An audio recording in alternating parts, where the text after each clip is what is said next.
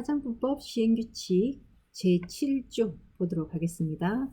7조는 화장품의 품질 관리 기준 등에 대한 사항인데요.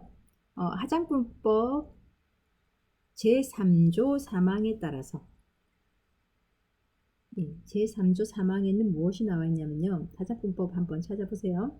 화장품 책임 판매업을 등록하려는 자는 총리령으로 정하는 화장품의 품질 관리 및 책임 판매 후에 안전관리에 대한 기준을 갖추어야 하며 이를 관리할 수 있는 관리자, 책임 판매 관리자라고 하는 것을 두어야 한다라는 조항이 있습니다.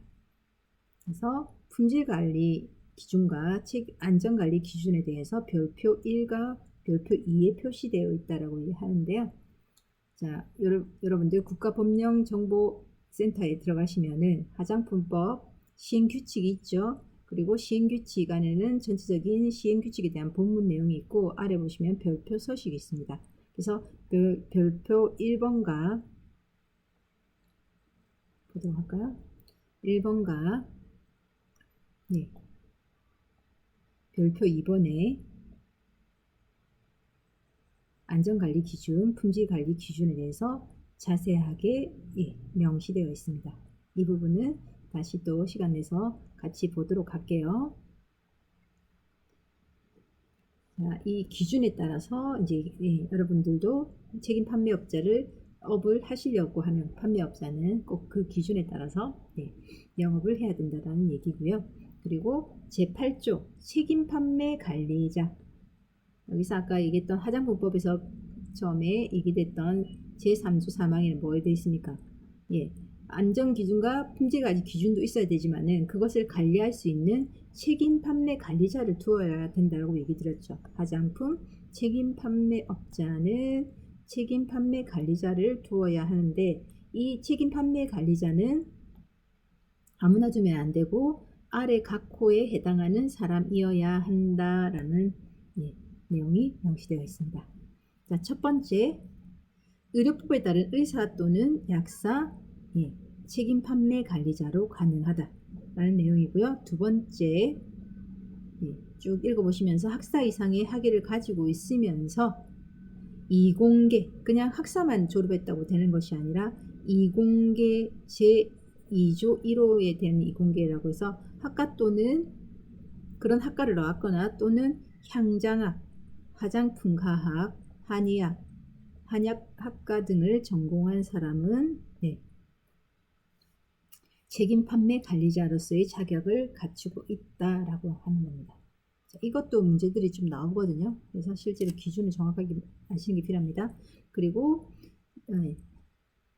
2조 2항의 2호에 보시면은 대학 등의 학사 이상의 학사를 취득한 사람 중에서도 위 학과 이외에도 간호학, 간호과학, 건강간호학과, 화학, 생물학, 생명과학, 유전학, 유전공학, 향장학, 화장품과학, 의학, 약학 등 관련 과목을 20학점 이상 이수한 사람은 가능하다. 화장품 책임 판매 관리자가 가능하다라고 얘기를 하는 겁니다. 또한 고등교육법에 따라서 전문대일 경우에 이제 4년대 이렇게 나오는 거죠. 그러니까 보통 우리가 말하는 대학원 또는 일반적인 대학 그리고 전문대학에서 또 똑같이 학과가 중요하죠. 이렇게 한약학 이런 것들 다 들어가고 화장품 관련 분야에서 전공한 후에 자, 여기서는 중요한 거 일단 그 학과를 2년 동안 다녔다는 거는 오케이. 하지만은 엔드 조건이 붙었죠. 어떻게? 화장품 제조 또는 품질 관리 업무에 1년 이상 종사한 경력이 있는 사람은 전문대일 경우에는 경력이 있는 사람한테 주겠다. 엔드 조건이죠. 졸업하고 1년 경력 있어야 된다는 거 기억하시면 되고요. 그리고 또 전문대학 졸업한 사람들 중에서도 간호학과 또는 이렇게 전공하고 그리고 화학 이런 분야에서 관련 과목을 20학점 이상 이수한 경우에는 화장품 제조나 품질 관리 업무에 1년 이상 종사 경력이 있는 사람들 가능하다라는 겁니다. 그리고 식품의약품안전처장이 정하여 고시하는 전문 교육과정을 이수한 사람. 네. 안전처장이 정하는 전문 관리 과정이 있을 경우에 그 관리 과정을 이수한 사람에게는 화장품 책임 판매 관리자를 할 수 있다라는 자격을 부여한다는 얘기입니다. 이 밖에도 그 밖에 대학원은 나오지 않았지만 아니면은 또는 이제 전공을 하지 않았지만은 그 관련 분야에서 2년 이상 종사한 경력이 있는 사람한테는 그 자격에 대해서 인정을 해주겠다는 얘기입니다. 자, 그러면은 이렇게 이제 책임 판매 관리자가 위에 같은 자격을 갖추고 이제 지정이 되었을 때 이 사람들은 뭘 할 수 있느냐 라는 것을 규정을 하고 있습니다.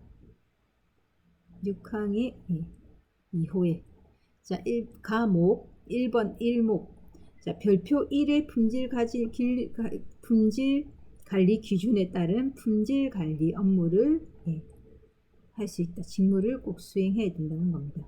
그리고 별표 2에 안전관리 기준이었죠. 안전관리 기준에 따른 안전확보 업무를 해야 된다. 그리고 원료 및 자재 입고부터 완제품 출고에 이르기까지 필요한 시험, 검사, 검정에 대해서 제조업자를 관리 감독하는 업무를 해야 된다라고 얘기를 하고 있습니다. 그래서 보통 우리가 제조업에서도 위탁받아서 제조한다는 업체 있죠. 나무에 대한 위탁받아서 제조한 업체 같은 경우에는 실제로 그 내부에서도 품질 관리를 이제 계속 진행하게 되는데 이 품질 관리에 대한 명확한 내용들을 또 이제 전달받아야지 이 제조 판매 업자들이 화장품을 유통해서 판매할 수가 있거든요. 그럴 경우에 그 관련된 문서를 품질관리 문서, 안전관리 문서를 어떻게 해야 된다? 제조 판매 관리자가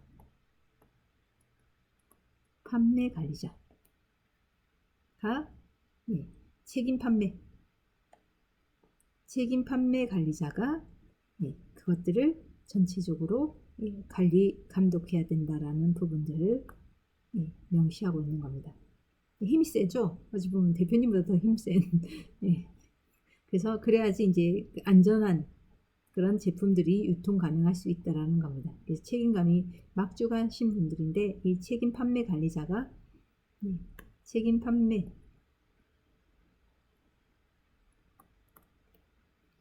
책임 판매 관리자가 그 업무를 준수해야 된다는 거 꼭 잊지 마시고요.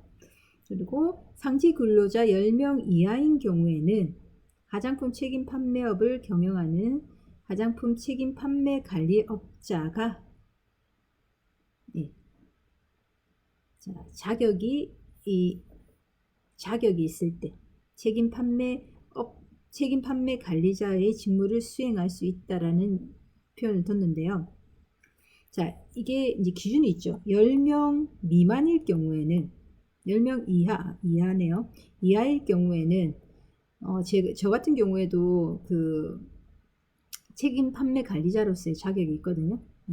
그러면 책임 판매 제가 이제 뭐 예를 들어서 회사를 운영을 하고 책임 판매 업자로서 책임 판매업을 운영을 하면서 책임 판매업자이면서 또 책임 판매 관리자로 같이 가능하다는 겁니다. 근데 저희 회사에 예를 들어서 직원이 11명이다.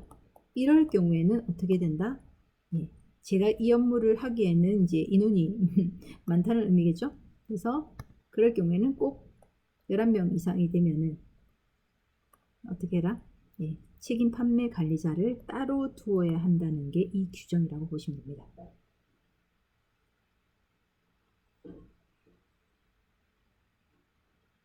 제8조 2항에 맞춤형 화장품 판매업의 신고. 자, 맞춤형 화장품 판매업은 이 신고를 하려는 자는 별지 제6호 2서식에 맞춤형 화장품 판매업 신고서를 작성하여서 어떻게 해라? 예, 신고서죠. 신고해라. 그런데 그냥 신고하면 안 되고 어떻게? 맞춤형 화장품 조제관리사의 자격증 사본을 첨부해서, 이 첨부라는 부분에 있어서 그러면은 뭘 할 수가 있겠습니까, 여러분들? 예, 내가 맞춤형 화장품 판매업을 하고 싶은데 내가 만약에 이제 이 조제관리사라는 자격증이 없을 경우에 당연히 맞춤형 화장품 조제관리사를 한 명 따로 두고 그 자격증을 첨부해서 주거나 또는 제가 자격증이 있어서 예, 맞춤형 화장품 판매업을 신고하기 위해서 나의 맞춤형 화장품 조제관리사 자격증을 첨부해도 상관없습니다. 예, 당연히 어떻게? 예, 판매업소의 소재지를 관할하는 지방식품안전처장에게 제출을 해야 되겠죠. 두 번째, 지방식품의약품안전청장은 제1항에 따라서 신고를 받은 경우에는 행정정부의 공동이용을 통한 법인 등기사항 증명서를 확인해야 합니다. 그러니까 그 내용이 맞는지를 당연히 확인해야 되겠죠. 그리고 그에 따라서 아래 보시면은 그 요건을 갖춘 경우, 크게 문제가 없나 할 경우에는 맞춤형 화장품 신고 대장에다가 다음 각 호의 사항을 적고, 그리고 서식에 따라서 신고 필증. 위에서는 뭐라고 했나요? 예, 등록 필증이었죠. 근데 여기서는 신고를 했기 때문에 신고 필증을 발급한다라는 거, 예, 용어가 좀 틀립니다. 기억하시고요. 자, 그러면은 그 신고 필증에는 어떤 내용이 기재되어 있는가를 자세히 보시도록 할게요. 자, 첫 번째, 당연히 신고했으니까 뭐가? 신고 번호가 있어야 되겠죠. 그리고 신고한 연, 월, 일이 기재가 되어 있어야 한다라는 거 기억하시고요. 그리고 맞춤형 화장품 판매업을 신고한 자는 당연히 그 누가 신고를 했는지가 나와야 되겠죠. 그 사람의 성명과 생년월일이, 예, 법인일 경우에는 대표자의 성명과 생년월일이 기재되어 있게끔 신고 필증을 발급한다라고 얘기를 합니다. 다음 보시면은 맞춤형 화장품의 상호 및 소재지. 업자의, 예, 여기서 조금 틀린 게 있죠. 맞춤형 화장품 판매업자의 상호 및 소재지고요. 판매업자의 소재지, 그리고 맞춤형 화장품 판매업소의 상호 및 소재지가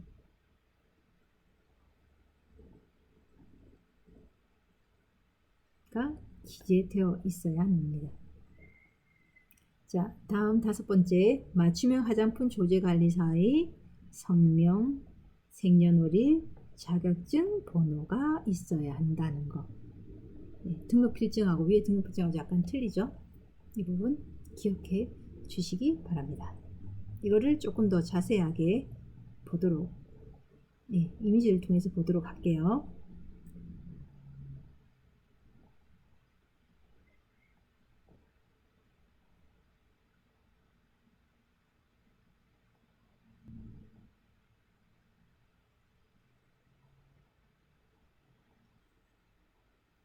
자, 먼저 맞춤형 화장품 판매업 신고 필증을 보도록 하겠습니다.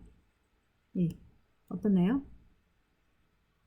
자, 시행규칙 별지 제6호 3 서식을 그대로 가져왔는데요.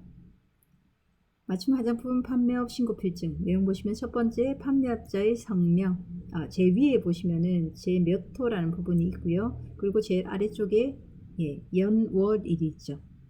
예, 그래서 실제로 신고 번호와 그리고 신고 연월일이 나와 있다는 거 기억하시고요.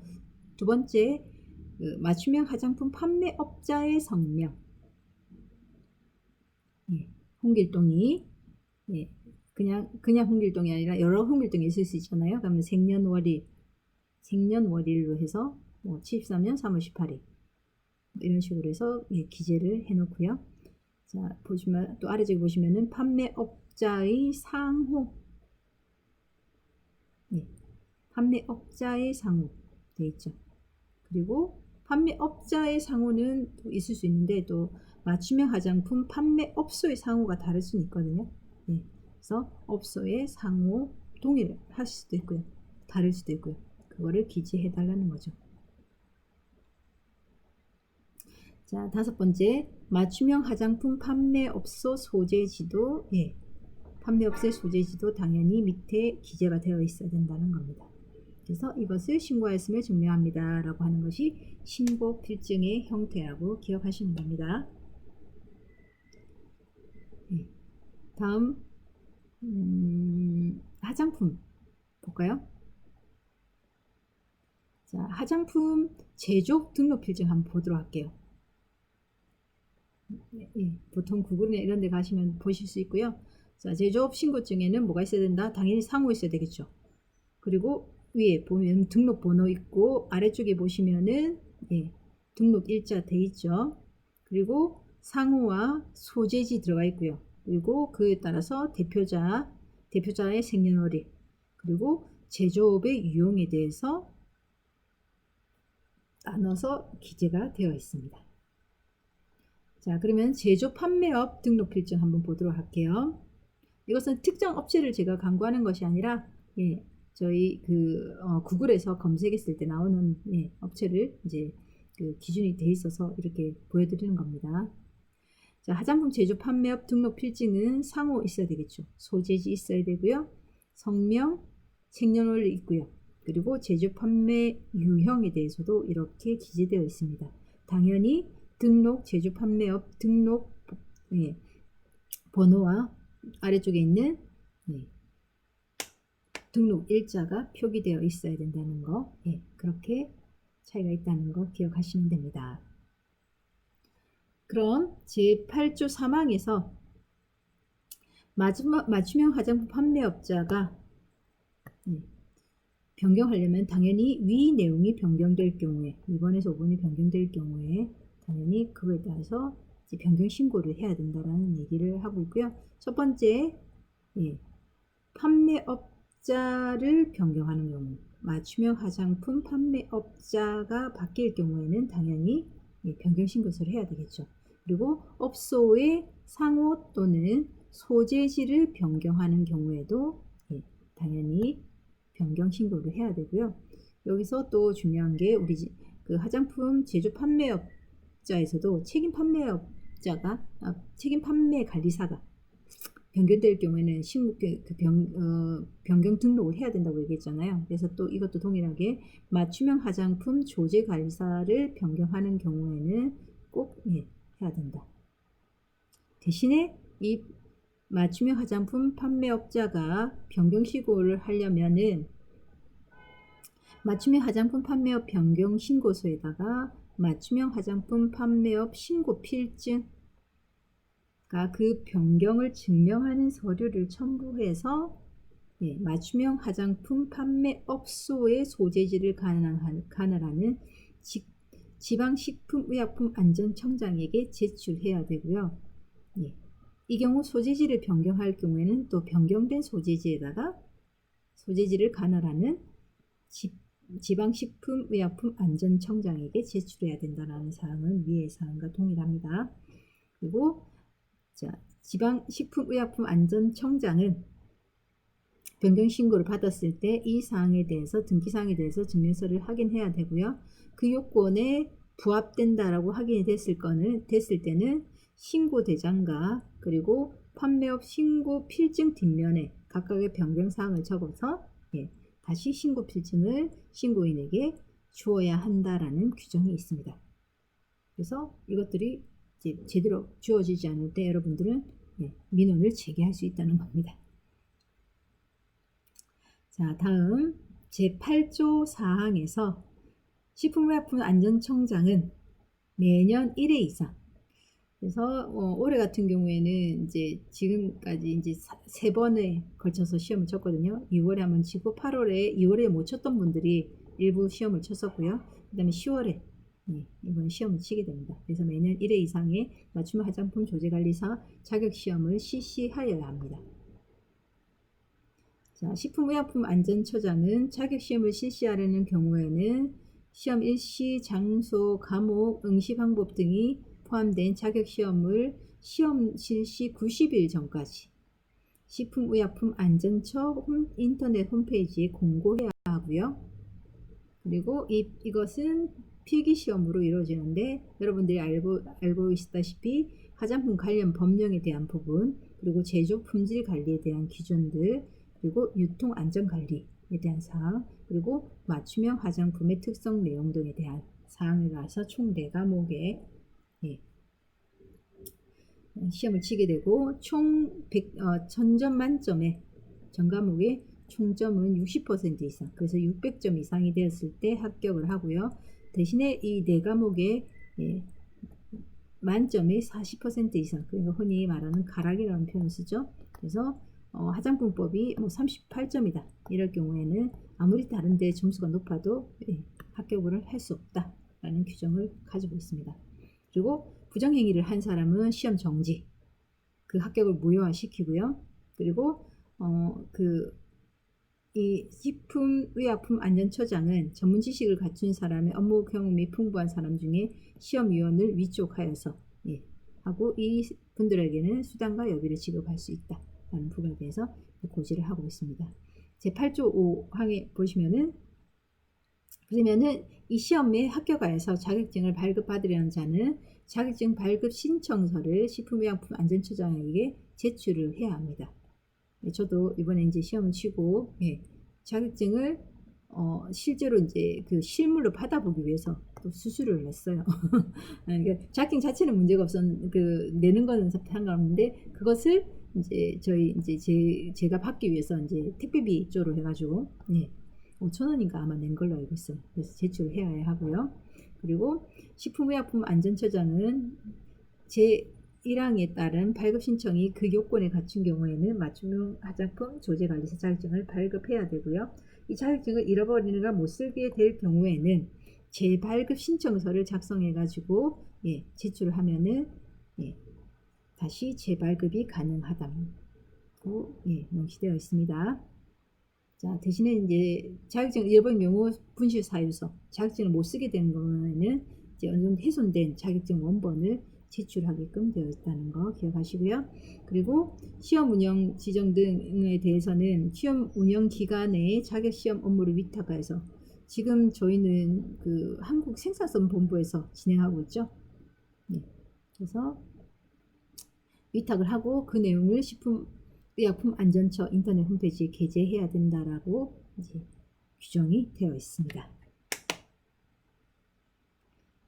자, 이번 시간은 여기까지 해서 전반적인 우리 그 판매업이라고 하는 제조, 그리고 책임 판매, 그리고 맞춤형 화장품 판매업에 대한 자세한 내용들을 알아보았습니다. 모두 수고들 하셨습니다.